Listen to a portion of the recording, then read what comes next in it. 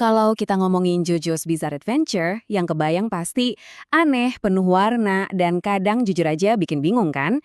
Tapi di balik semua itu ada satu arsitek jenius, Hirohiko Araki.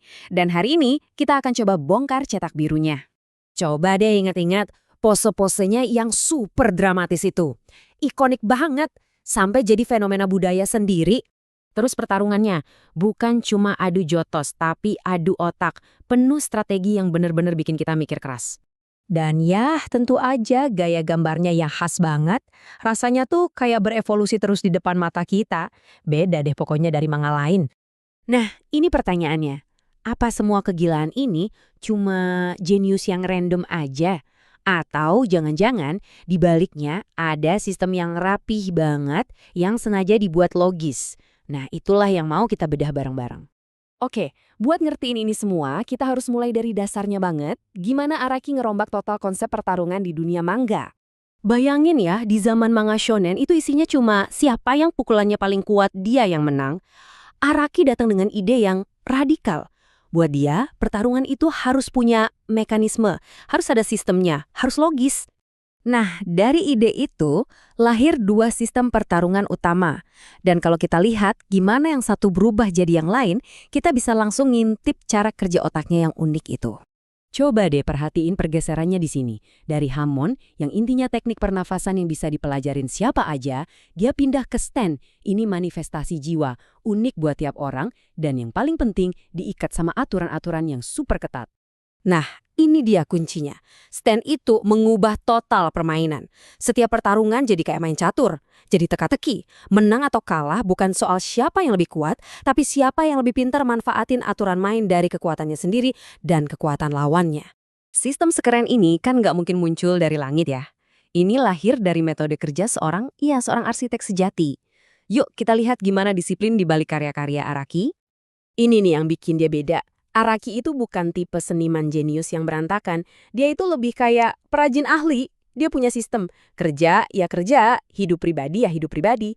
Dia belajar sendiri, jaga kesehatan, jaga rutinitas. Semua demi bisa terus berkarya dalam jangka panjang. Ini gokil sih. Waktu seniman lain ngomongin inspirasi, popularitas, atau tren, Araki malah ngomongin metodologi kerja dan cara jaga kesehatan. Fokusnya bukan apa yang lagi ngetren, tapi gimana caranya bikin sistem yang bisa diulang terus-menerus buat menghasilkan karya berkualitas. Eits, tapi jangan salah sangka ya, punya sistem bukan berarti dia jadi kaku atau gitu-gitu aja. Justru sebaliknya, disiplin inilah yang ngasih dia kebebasan buat terus berevolusi secara sadar, baik dari segi gambar maupun dari segi cerita. Coba lihat deh perjalanannya selama puluhan tahun ini. Ini bukan perubahan yang ngasal loh, ini evolusi yang direncanain banget, selangkah demi selangkah. Perubahan gaya gambarnya ini bukan cuma soal, oh gambarnya makin jago, bukan. Ini pilihan yang disengaja. Dia benar-benar pindah haluan dari pahlawan aksi ala film 80-an ke figur-figur yang terinspirasi patung Renaissance dan foto-foto high fashion. Dan ceritanya pun ikut dewasa barengan sama gambarnya. Dari yang awalnya cuma hitam putih, baik, lawan jahat, dia mulai masuk ke area abu-abu. Ngomongin moralitas yang kompleks, bahkan sampai mengkritik struktur masyarakat itu sendiri. Oke, jadi apa sih kesimpulan dari semua ini? Apa pelajaran yang bisa kita tarik dari karir Araki yang udah puluhan tahun ini?